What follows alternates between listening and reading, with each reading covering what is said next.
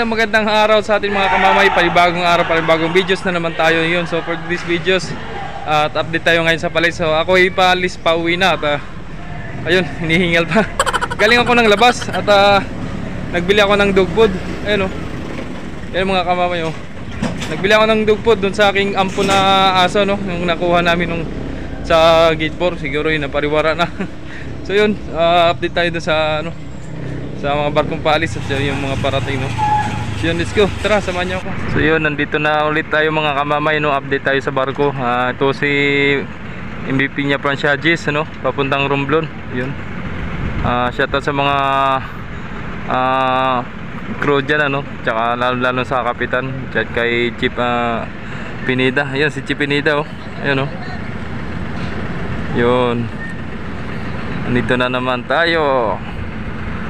So yun ang magro-Romblon mga kamamay, yun ang maghahatid sa inyo, sa mga supporters natin dyan ng Romblon. Yun, shoutout sa mga taga Romblon, Sibuyan, Calatrava, San Agustin, Romblon, yun, shoutout sa inyong lahat. At si Mara, yun. Ayun, si Cinco mga kamamay nakalis na, hindi natin naabutan at yun, naglawig na. Layo na yan layo na. Yun. So tayo dun sa kabila at kung ano yung mga magiging update natin dun. So let's go. So yun yung mga mga panakay yung may mabuhay padala ayun pa yun si Binibining Batangas mga kamamay papuntang din yan Romblon tsaka San Agustin. At yun si San Lorenzo Ruiz tsaka si City at inaayos pa yun. May ginagawa pa may diferensya si Shete na ayos para pag nagbiyahe ay ayos na, walang problema So yun, medyo maluwag pa si Binibining Batangas So medyo malayo lang tayo, gawa ng maingay dun kay Lorenzo parang nagtitiktik ng kalawang Ayun. Yun, abangan natin nito bagong arrival bagong dating. Parating si Christina mga kamamay. So papasok ng breakwater, kasalubong niya si Cinco So yun, tara, let's go, samahan nyo ako. So yun, bumawi naman ngayon mga kamamay medyo mainit na talaga ngayon So yun, may mga vlogger pa dun So shoutout sa mga vlogger natin dyan. Ayun diba, bago pumasok sa barko, picture muna.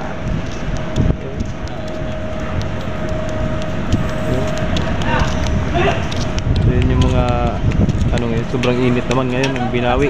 Kanina umaga makulimlim ayun ang parating si Christina.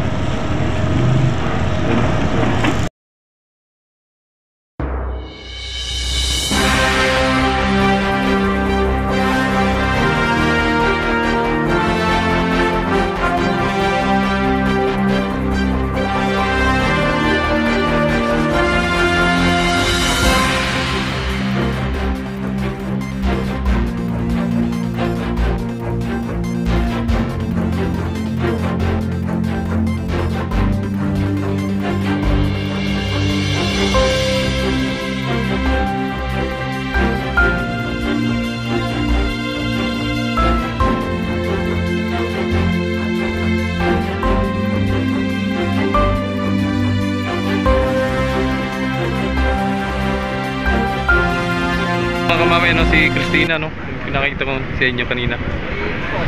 Ito yung bagong dating ngayon. Time check tayo mga kamamay 15:23 ng hapon So yun baka may maligaw. Yan arrival Christina.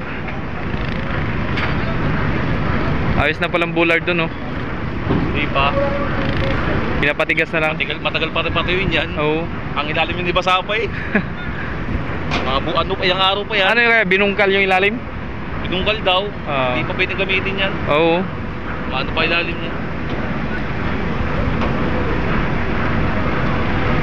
Hanggang ang magdidesisyon yan, yung mismong gumawa kung pwede na. Oo. Hindi natin pwedeng sabihin na tapos na yan. Dali dyan. Mga 15 days yan. Oo, tagal yan, ilalim niyan. Kasi parang nagbubuhos ng slab niyan. Oo. Yun, inagis ng ano, giyang bang. May giyang giya niya, iguma. Hindi katulad yung iba. Yung masakit makatama. Yun, oh.